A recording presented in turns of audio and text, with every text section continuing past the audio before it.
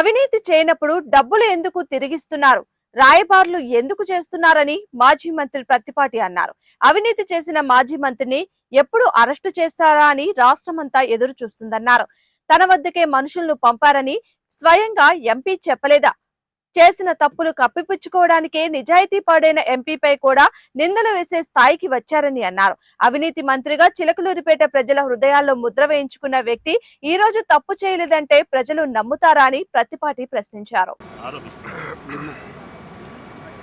తప్పు చేయని వాళ్ళకి భయం ఎందుకు, ఒలిగిపోటు ఎందుకు, కోర్టుకు పోయిన వాళ్ళకి ఎందుకు డబ్బులు వెనక్కిస్తున్నారు?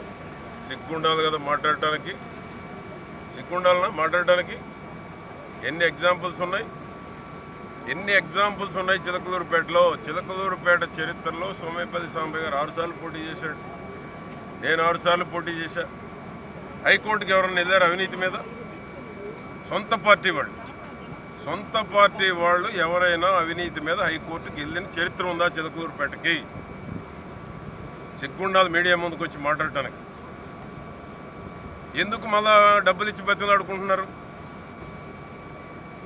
చాలా వాళ్ళ పార్టీ వాళ్ళే కదా, మీ అందరికి ఇప్పుడు ప్రొడ్యూస్ చేస్తారు. ఎవరెవరి దగ్గర డబ్బులు తీసుకున్నారు, ఎవరి దగ్గర పోయి డబ్బులు ఇస్తున్నారు, కోర్టుకు పోయిన వాళ్ళకి ఏ విధంగా రాజీ పడుతున్నారు. ఈ రాష్ట్రంలో ఎవరికి రందే ఎందుకు వచ్చింది? ఎవరి మీద లేనన్ని ఆరోపణలు మీ మీద ఎందుకు వస్తున్నాయి? వచ్చినాయి కాబట్టి గుంటూరు పంపించారు. ప్రజలు మర్చిపోయారని మళ్ళీ తిరుగు టపా చేశారు. మర్చిపోయారు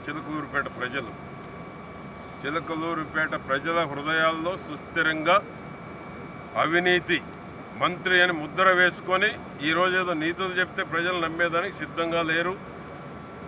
ఎంపీ మీద ప్రేలాపనలు ప్రేలితే ఎంపీ నిజాయితీని ఎవరు శంకించలేరు. ఈరోజు ఏదో మైక్ ఉంది కానీ పూనకం వస్తే కుదరదు. చేసిన తప్పులు కడుక్కోవాలంటే జీవితం సరిపోదు. ఇంకా చాలా ఉన్నాయి, ఇప్పుడే ఏం అవ్వలేదు, జీవితం సరిపోద్ది. కాబట్టి నోరు ఉంది కదా, మైకులు పెట్టగానే పూనకం వచ్చినట్టు మాట్లాడితే కుదరదు. మీ పార్టీ వాళ్ళే ఈరోజు రెడీగా క్యూలో ఉన్నారు, 1 by 1 అందరూ క్యూలో ఉన్నారు.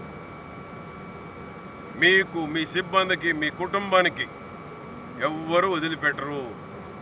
మీడియా ముందుకు వచ్చేదో సానుభూతి మాటలు చెప్తే ప్రజలు నమ్మడానికి సిద్ధంగా లేరు. వైజాగ్లోనూ రాజమండ్రిలోనూ చంద్రబాబు గారి ముందు మాట్లాడిన మాటలు ఎవడు మర్చిపోలే ఇంకా. కాబట్టి ఈరోజు సానుభూతి కోసమో సింపతి కోసమో, నేను బీసీ అనో మహిళ అంటేనో సింపతి వచ్చే రోజులు పోయినాయి.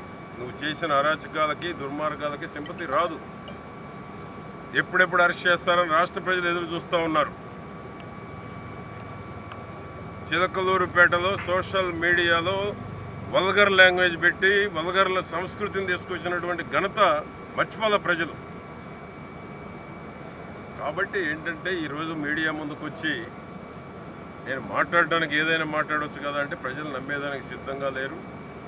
తప్పకుండా నువ్వు దోచిన అవినీతి మొత్తం కక్కిచ్చేదాకా కూటమి ప్రభుత్వం వదిలిపెట్టదు. రెడ్ బుక్ రాజ్యాంగం కాదు. చంద్రబాబు గారు ఆనాడే చెప్పాడు పిల్లికోటి గురించి. పిల్లికోటి